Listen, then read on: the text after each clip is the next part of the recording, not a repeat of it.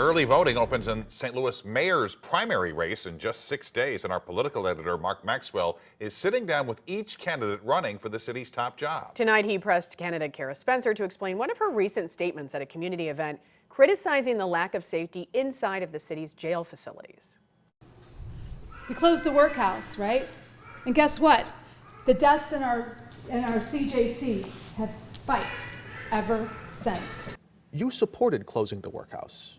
Are you saying that you were wrong? Well, you know, look, I mean, this was interesting. We talked about this a lot in the last election cycle. And by the end of that election cycle, I was very hesitant. I did support closing the workhouse, and I think it has a meaningful result to the community. I mean, this was an institution that caused a lot of harm.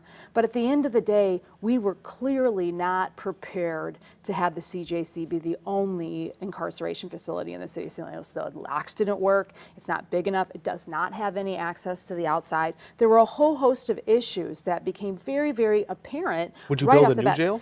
You know, that's a tough question.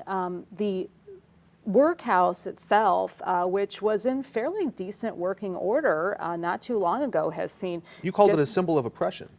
That it is a symbol of oppression, Mark. I still stand by those words, and I think for many members of our community, it absolutely was and remains so. But at the end of the day, I think the CJC has shown to be even worse. You know, the deaths we've seen in there, the fact that, like I was pointing out, the locks aren't working, you know, haven't been working for numbers of years. They've been updated. They have been updated, but this went on for years.